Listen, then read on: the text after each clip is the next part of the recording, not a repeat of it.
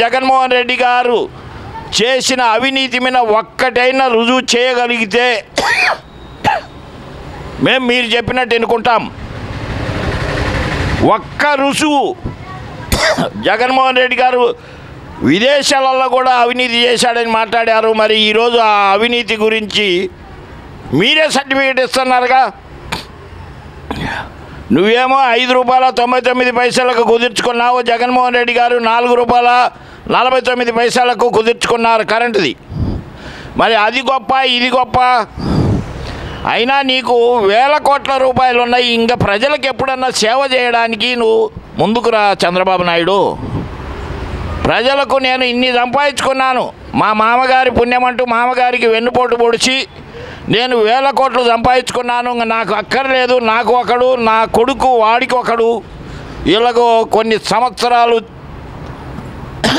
తిన్నా తరగని ఆస్తి సంపాదించుకున్నాను, ఇకనైనా పేద ప్రజలకు నేనేమన్నా చేస్తానని ముందుకొచ్చే వ్యవహారం ఏదన్నా ఉంటే మాట్లాడు చంద్రబాబు నాయుడు గారు. మేము భారతదేశంలో 25 సంవత్సరాలు పాకిస్తాన్ బార్డర్లో, ఇండియా మొత్తం బార్డర్లో 25 సంవత్సరాల ఆర్మీలో పనిచేశాం. కానీ ప్రపంచ దేశంలో అన్ని న్యూస్లు అన్ని డ్రామాలు మేము చూస్తూనే ఉంటాం. కానీ మీ అంత అవినీతి పరుడు ప్రపంచంలో లేడని అందరూ చెబుతారు. మొన్నటిదాకా జగన్మోహన్ రెడ్డి గారి కోటీశ్వరుడు, కోట్లు సంపాదించుకున్నాడన్నావు. ఇప్పుడు నీ అవినీతి బయటపడింది. 931 కోట్ల రూపాయలు నీకు ఎక్కడి నుండి వచ్చినాయమ్మా? వాటి గురించి మాట్లాడవు. జగన్మోహన్ రెడ్డి గారు అవినీతి చేశాడు. ఏమి అవినీతి చేశాడు? ఆంధ్రప్రదేశ్ని ఏమి నాశనం చేశాడో అది ఒక్కటి చెప్పండి.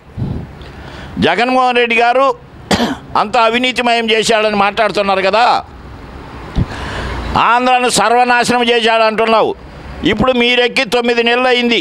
9 నెలల్లో 1,47,000 కోట్ల రూపాయలు అప్పు తెచ్చావు. 1,70,000 కోట్ల రూపాయలు మన పన్నులు పోగైనాయి. ఈ డబ్బంతా ఏం చేశావు? ప్రజలకు సమాధానం చెప్పగలుగుతావా? ఒకటి మాత్రమే ఇస్తున్నావు. ముసలి వాళ్లకు పెన్షన్ 4,000 ఇస్తున్నావు. అది కూడా ఇప్పటికీ 5-6 లక్షల మంది పెన్షన్ కట్ చేసి ఆ 4,000 రూపాయలు మీరు ఇవ్వగలుగుతున్నారు. గ్యాస్ సిలిండర్ అంటవా 1,40,00,000 గ్యాస్ కనెక్షన్లు ఉంటే మీరు ఇచ్చింది ఎంత? 70,000 కనెక్షన్లకు మాత్రమే డబ్బులు ఇచ్చారు. ఈ రకంగా ఇప్పటికీ మీరు దోచుకున్న సొమ్ము ఎన్ని వేల కోట్లో లెక్కేసుకో.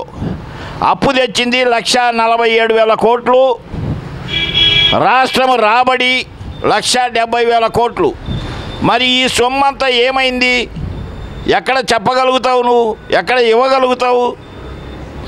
అవి చెప్పవు. జగన్మోహన్ రెడ్డి గారికి అసెంబ్లీకి వచ్చి ప్రతిపక్ష హోదా మిమ్మల్ని ఏమి రిక్వెస్ట్ చేయడం కాదు.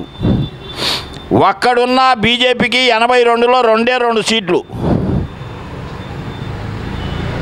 పార్లమెంట్లో 2 సీట్లు ఉన్న వాళ్ళకి ఆ రోజు వాజ్పేయి గారికి ప్రతిపక్ష హోదా ఇచ్చాడు.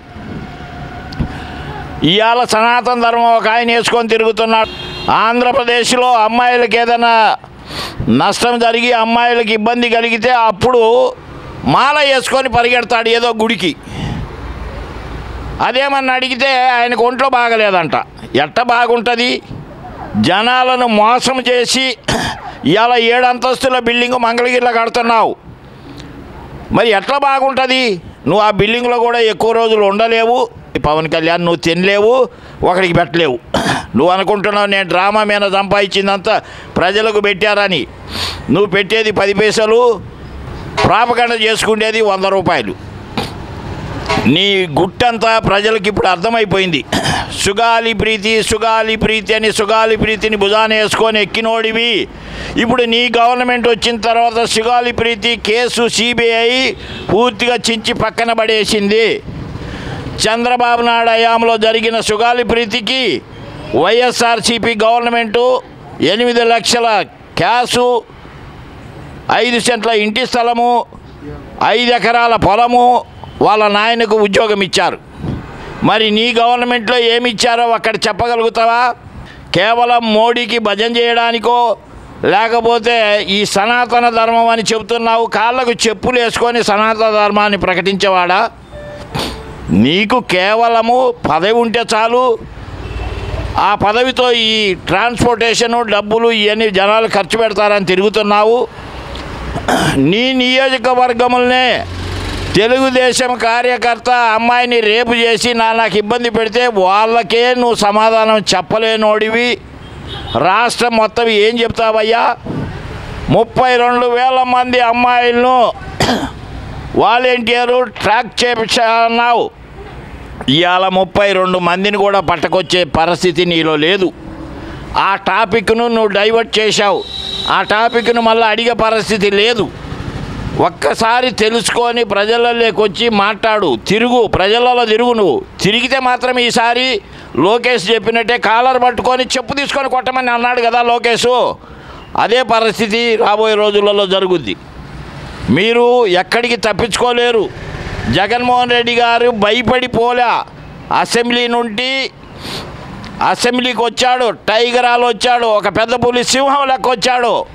మీరు పారిపోయి దాక్కోవడానికి ప్రయత్నం చేసి ఆ హోదా ఇవ్వనప్పుడు మాట్లాడే అవకాశం లేదని అంటున్నాడు తప్ప, నేను పూర్తిగా బడ్జెట్ సెక్షన్లో జగన్మోహన్ రెడ్డి గారు కానీ కూర్చుంటే తెలుగుదేశం కానీ జనసేన కానీ బీజేపీ కానీ 164 మంది ప్యాంట్లు తడిచిపోతాయని అందరికీ తెలుసు. మీ ప్యాంట్లు తడుపుకుంటారని తెలిసే జగన్మోహన్ రెడ్డి గారు ఎందుకులే మనకు ఆ అవకాశం ఇవ్వనప్పుడు మనము బయటైనా మీటింగ్ పెట్టుకొని చెప్తున్నాడు, బయట ప్రెస్ మీట్ పెడుతున్నాడు, బ్రహ్మాండంగా చెప్తున్నాడు, వివరించి చెప్తున్నాడు. మీ అలా దమ్మున్నాడైతే ఆ ప్రెస్ మీట్ను అటెండ్ చేసి సమాధానం చెప్పాలి. ప్రతి దాన్ని ఇష్యూ చేసి ఎంతప్పటికి చంద్రబాబు నాయుడు లోకేష్కు వత్తాసు పలకడానికి తప్ప పవన్ కళ్యాణ్ ఎందుకు పనికిరాడని పూర్తిగా ప్రజలకు అర్థమైపోయింది. జన సైనికులే తిరగబడుతున్నారు. మాకేంటో ఉద్ధరిస్తాడు, మమ్మల్ని మా కాపు జాతిని ఉద్ధరిస్తాడంటే ఈడు పోయి కమ్మ జాతి కాళ్ళు గడుగుతున్నాడని జనాలు చెప్పుకుంటున్నారు. కమ్మ జాతిని కాళ్ళు గడుగు నెత్తిన పోసుకుంటున్నాడు. చంద్రబాబు నాయుడు నెలకు 50 కోట్లు 100 కోట్లు రుసుమిస్తున్నాడు, అది తీసుకొని గుళ్ళు గోపురాలు తిరుగుతున్నాడని జనాలు అనుకుంటున్నారు. ఇది వాస్తవమా కాదా? నువ్వు వాస్తవం కాకపోతే ప్రజలలోకి వచ్చి చెప్పు. నీకు 5 శాఖలో 3 శాఖలో ఇచ్చారు, ఒక్క శాఖ కన్నా నువ్వు న్యాయం చేశావా? ఒక్క శాఖ కన్నా నువ్వు న్యాయం చేసినోడు అయితే ముందుకొచ్చి బయటకు వచ్చి చెప్పాలి. ఎంతప్పటికీ జగన్మోహన్ రెడ్డి గారు మీకు నిద్రల్లో కూడా అదే కలలోకి వస్తుంది అనుకుంటా. జగన్మోహన్ రెడ్డి గారు 2029కి వస్తాడు. వస్తే ఇప్పుడే కొంత డిపార్ట్మెంట్ వాళ్ళు తప్పు చేసిన వాడే డిపార్ట్మెంట్లో భయపడేది, తప్పు చేసిన వాడే డిపార్ట్మెంట్లో భయపడి పారిపోయేది. తప్పు చేయనోడు ఏ పోలీసోడు ఎవడికి భయపడ్డు.